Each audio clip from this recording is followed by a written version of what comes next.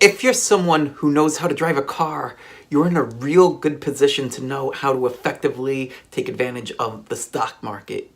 Here's how. In order to drive, we need to know when to step on the gas, when to back off, when to hit the brakes, when to floor it every so often. If you know how to do that, you're in a real good position to kind of figure out how this stock market thing works. Because in our portfolios, there's going to be times when we need to coast, when we need to ease up a little bit, when we need to go hard, and when we need to hit the brakes. In this video, I'm going to share with you how to do each of those. Hi, my name is Mike, and I believe that anyone can be successful in the market if they are willing to put in the work. Learning to trade is pretty straightforward. It's pretty simple, but it's hard. It takes a lot of time, effort, work, and doing a lot of self-reflection as well. That's the true tough work of being successful in the market. Are you willing to put in the work? Most people get discouraged, but if you're somebody that's willing to put in the time and effort, you can be successful at this game. So part of what it's going to take to be successful in the market is knowing when to step on the gas or back off a bit. Part one of figuring out when to do that is to watch different time frames in the market. Here's what I mean.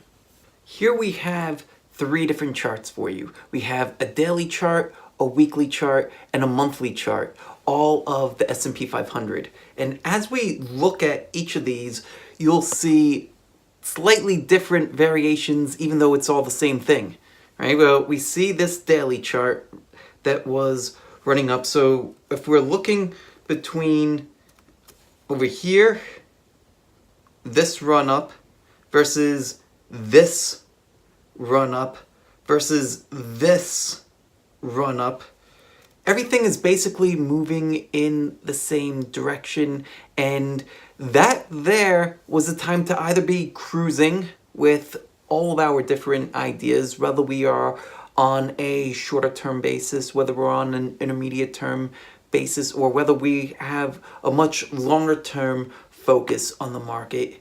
We'd either be cruising or we'd be flooring it, meaning that we're on margin or we're using some kind of leverage. Now, don't get me wrong. If you're somebody that is brand new to the market and you're still learning, margin and leverage probably isn't for you. Just like if you are just getting your learner's permit, you're not ready to drive a NASCAR. So it all comes down to your level of experience too. But in general, when we see these time frames all moving in the same direction, that's going to be the time where trends will be working and we will want to put in our full effort and use the capital that we have on various positions and, of course, managing the risk in those positions, but we want to take the capital that we have and be using it at that time. When we start to see the market get choppy like it did over here and how it has been really since the end of January, beginning of February, on both the daily chart, down here on the weekly chart, and then when we look at the monthly chart, you can see here that we're in this uptrend. Yes, it paused, but it's not the same kind of choppy sloppiness that we're seeing on the weekly chart or on the daily chart. Let's take a closer look at both of those. You see how you have all this chop here, right? Look at that chop. It's just going back and forth like every week. It's this massive volatility up and down. You have these big volume spikes up and down, and on the monthly chart, it was a lot smoother. The reason why this is so important is because when time frames start to conflict with one another in this way, that's when it's time to ease up a bit. especially if we're on those time frames where the market is getting choppy. I'm somebody that trades multiple accounts. So I have a separate short-term account, a separate intermediate-term account, and a separate long-term account. When we started getting all of this choppiness that we saw over here in the daily chart, when we started to break down over here, that was my signal on the shorter term time frames to begin easing up. When I saw it happening on the weekly chart, that was my sign to start easing up. But over here on the monthly chart, it's still smooth. We're pausing, but we're still in this uptrend. It's not broken yet. So that means that it's time to continue forward. And then once this resolves itself, either to the upside or to the downside, then that will be the time to begin hitting the accelerator on the other time frames as well. So that's the purpose. We want to be aware of each time frame, because when they start to conflict, that's when we're going to run into problems. That's when we're going to see choppiness, and that's when we need to start letting our foot off the gas. Just like when we're driving a car, we need to know what else is going on around us. Are the other cars starting to speed up? Are they starting to slow down? Are they coming to a complete halt? What's going on? We need to know what's going on in the market, not just in one index, but in multiple indexes and in leading stocks as well. That will tell us whether we should be speeding up, slowing down, or get ready to come to a grinding halt. What we're looking at right here is the S&P 500, the NASDAQ, and the New York Stock Exchange. So over here, when we were running up towards the end of January, all of the indexes were moving in the same direction. Then they all started to fall apart all at the same time, right? As they started to collapse, we see different areas where they started to get support. So like, for example, if we're looking at the NYSE on this day over here, on February 9th, we could see that it fell below its 200-day moving average. If you're only paying attention to the NYSE, then you may have decided to sell everything because it dipped below that moving average. But if you're aware of what the other indexes are doing, you would see here that the NASDAQ didn't trade below it yet, that it's catching support, that the S&P 500 touched it and rallied. And for that reason, you may decide to hold on. Similarly, over here, in the beginning of April, you see that the S&P 500 dipped and closed below its 200-day moving average. The NYSE was kind of hanging around below its 200-day moving average for a little while, but the NASDAQ was still holding on.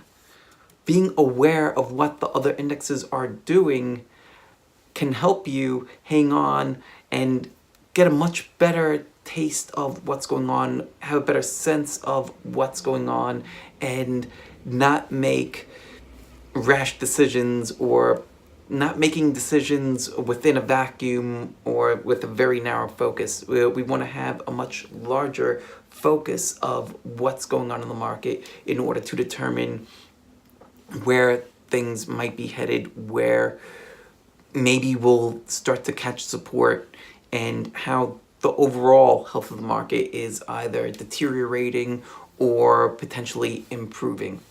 We want to be aware of what the leading stocks are doing as well, because when the leading stocks start to break out, they'll break out ahead of what's going on over here. If we're keeping a careful watch list, for example, started to take up positions in NTNX. We could see it here breaking out ahead of the market. And that's just another example of what are the leaders doing. And if we're aware of what leading stocks are doing, and we see indexes starting to break out, then we could be in a position to trade the leadership. Finally, we want to look for different warning signs. Just like on the highway, we'll see warning signs when there's going to be a sharp turn. The market gives us warning signs as well. One of the warning signs that it gives us is on the number of new highs versus new lows being made on the indexes. So by looking at the number of new highs on the NYSE and new lows on the NYSE, and also on the NASDAQ, we want to look at multiple indexes, we could tell when a major turn might be happening. So looking at these here, we could see at different points where we see these sharp spikes like this, that the number of new lows are starting to dramatically increase relative to the number of new highs being made. And when we start to see action like that happening, it often precedes some choppiness in the market. So that's going back to March. When we look at the beginning of February, or really towards the end of January, look over here, right? So leading up to that dramatic run, we saw triple-digit new highs. Then all of a sudden, the new highs started to dry up dramatically. And this happened just as the indexes started to pull in a little bit and then spike down hard. This right here was our warning signs. So we want to pay attention to the number of new highs versus new lows, because just like when we're driving, just like when we're in the car and we see those warning signs for a sharp turn ahead, this is what the market is telling us. This is our sign of that sharp turn ahead. We need to pay attention. Another simple warning sign that we could all take a look at and will be different for each of us is, what are the stocks in our portfolio doing? What are the stocks on our individual watch lists doing? If they're starting to show signs of breaking down, that's actually going to be the most important thing to us, because those are the stocks that we're either actively trading or that are on our watch lists that we're interested in. If those ones start to show signs of weakness and choppiness and reasons for us to back away, then that's a pretty good indication that we should be backing away. The stocks that we're interested in, the stocks that we're actively trading, are the ones that are the most important to us and to you.